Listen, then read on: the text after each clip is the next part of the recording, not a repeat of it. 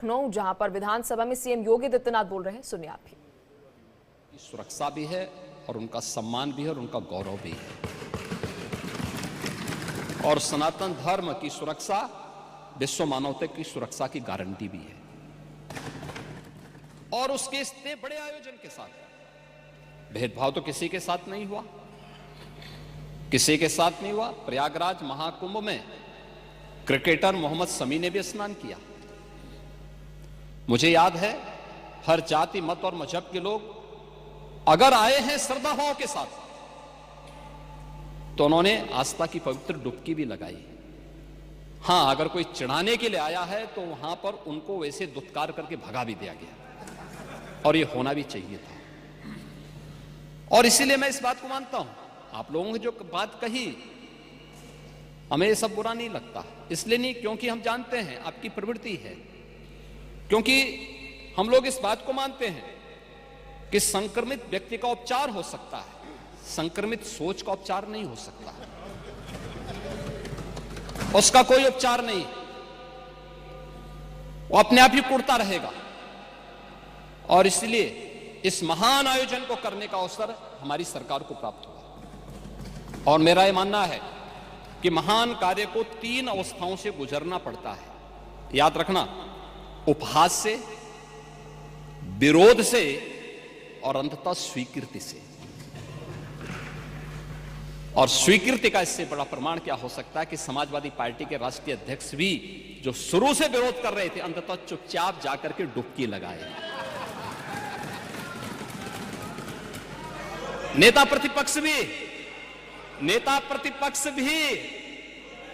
हाँ, मैं अच्छी बात है, आपका अधिकार है, आपका अधिकार है ये, मैं तो आपको अधिकार दे रहा हूं। मैं ही कह रहा ना, नहीं 13 में आप नहीं जा पाए थे, क्योंकि 13 में जब आप जा रहे थे तब तक आपको फोन आ गया था, आप वापस हो गए, नहीं जा पाए थे। नहीं जा पाए, आप वापस आ गए थे।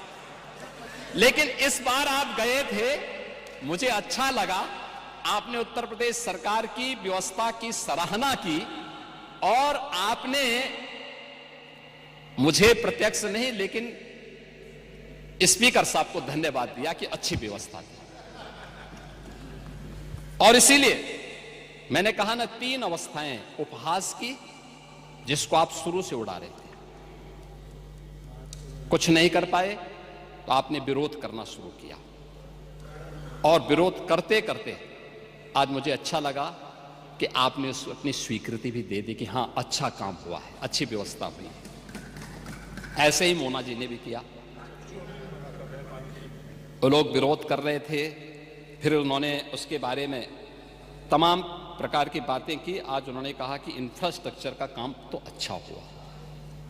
अच्छा, अच्छी बात है, क्योंकि काम हुआ है तो लोग बोलेंगे भी, क्योंकि लोग तो उन्हीं मार्गों से चल रहे हैं, सभी लोग चल रहे हैं। महोदय, प्रयागराज कुंभ के बारे में अनेक दुष्प्रचार किए गए, और दुष्प्रचार के अनेक माध्यम हैं। मैं पहले कुंभ के बारे में कहता हूं, कुंभ के बारे में जो बहुत सारी चर्चाएं यहां पर हुई हैं, और सभी माननीय सदस्यों ने भी इस बात को यहां पे उल्लेख किया है, जिसमें वेदों की परंपरा से परंपरा आती है। ऋग्वेद में भी इसका उल्लेख है कि कुंभम समारोह्य सुधाम पिबेत, यानी हम उस कुंभ में रखे अमृत को पीकर आत्मा को आनंदित करें। अथर्ववेद में भी इस बात का उल्लेख है कि ऐसा गंगा या कुंभे, यानी यह गंगा जल एक कुंभ, एक घड़े में संचित है, यानी अमृत के रूप में उसकी तुलना की गई है। और आज से 5000 वर्ष पहले रचा गया श्रीमद् भागवत महापुराण में भी इस बात का उल्लेख है को कुंभ मेले स्नात्वा पुण्यम प्राप्नोति मानुषः, यानी यहां कुंभ का संदर्भ कुंभ मेले से है। 5000 साल पहले भी इसका उल्लेख है, जो 4 तीर्थ स्थलों पर आयोजित होता है, उसमें स्नान करने से पापों का क्षय होता है। और जो बात यहां पे आपके विद्वान सदस्य श्री संग्राम सिंह यादव कह रहे थे, उन्होंने पुराणों की बात की, लेकिन वो पुराण की बात नहीं थी, वह तुलसीदास जी की रामचरितमानस में उल्लेख किया गया है। को कहीं सकहीं प्रयाग प्रभाव हो, कलुष पुंज कुंजर मृगराओ, अस तीरथ पति देखि सुहावा, सुख सागर रघुवर सुख पावा। ये तुलसीदास जी की रामचरितमानस का है, पुराणों का नहीं है। पुराणों में संदर्भ है, श्रीमद् भागवत महापुराण का मैंने उल्लेख किया ही, और रामचरितमानस में भी इन बातों का उल्लेख इन भावनाओं के रूप में किया गया है। और हम उत्तर प्रदेश वासियों को खासतौर पर इस पर गौरव की अनुभूति भी करनी चाहिए कि इस बड़े आयोजन के साथ हम सभी को जुड़ने का अवसर प्राप्त हुआ है। और इसलिए मैं इस बात को कह रहा हूं क्योंकि यह आयोजन हमारे लिए बहुत महत्व रखता है। यहां हमारी पार्टियां हो सकती, ये सत्ता पक्ष होगा, वो विपक्ष होगा, अलग अलग पार्टियां होंगी। उत्तर प्रदेश से बाहर हम जब जाएंगे तो उत्तर प्रदेश वासी के रूप में लोग हमें हमारी पहचान देते हैं। अच्छा काम करेंगे, सम्मान मिलेगा। एक भी व्यक्ति यहां के नाम पे गलत काम करेगा, यहां की सरकार गलत काम करेगी, तो उसके यहां पर भले ही हम उस गलत काम को कितना भी सपोर्ट करें, लेकिन बाहर जनता हमें नहीं बख्शने वाली है, इस बात को रखना।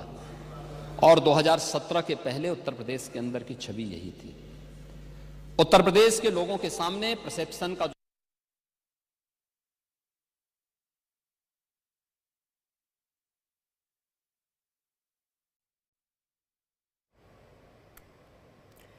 देखिए, यूपी विधानसभा से सीएम योगी आदित्यनाथ को आप सुन रहे थे, जहां पर महाकुंभ की व्यवस्थाओं का जिक्र करते हुए वे नजर आए।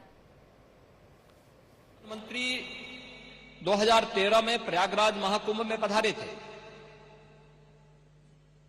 और गंगा में गंदगी देख करके, अव्यवस्था देख करके, पॉल्यूशन की मात्रा को देख करके उन्होंने स्नान करने से इनकार कर दिया था। और 2025 में जब हम लोग आए हैं तो मैंने तो आपको आंकड़े बता दिए कि 56 करोड़ से अधिक श्रद्धालु अभी स्नान कर चुके हैं, एक सप्ताह बाकी है। 81 नालों को, यानी 261 MLD के जो वहां के नाले हैं, सभी को टेप किया गया है। और टेप ही नहीं किया गया है, बल्कि उसके बारे में जो सरकार की व्यवस्थाएं बनाई गई है, उसके बारे में मैं विस्तार से सदन में कहना चाहूंगा, क्योंकि बहुत सारे लोग अभी उसके बारे में दुष्प्रचार करने की अपनी उस प्रवृत्ति से बाज नहीं आएंगे, और इसलिए मैं उसके बारे में बताना चाहूंगा मुझे कि गंगा जी हो या यमुना जी हो, प्रयागराज के जितने भी वहां पे संगम स्थल से जुड़े हुए जितने भी वहां के अगल बगल के जितने भी नाले हैं, जितने भी इस प्रकार के सीवर का है, ड्रेनेज का है, सबको टेप करके या तो STP में या बायोरेमेडिसन या जियो ट्यूब के माध्यम से उनके शुद्धिकरण के बाद ही उसे वहां पर वो किया जा रहा है। दूसरा है, ट्रीटमेंट के बाद ही उस जल को छोड़ा जा रहा है। जल की शुद्धता के जो मानक होते हैं वह 2 स्तर पर जांची जाती है। एक तो BOD स्तर पर, बायोलॉजिकल ऑक्सीजन डिमांड के रूप में, और दूसरा DO के रूप में, डिजॉल्व ऑक्सीजन के रूप में। और इन दोनों के मानक निर्धारित हैं, इन दोनों के मानक निर्धारित हैं, जिसमें BOD 3 या उससे कम होना चाहिए, और DO जो डिजॉल्व ऑक्सीजन की मात्रा है वो 5 से अधिक होनी चाहिए। जल में स्नान करने के लिए जल की जो मात्रा होती है उसमें ये मात्रा इस रूप में होनी चाहिए।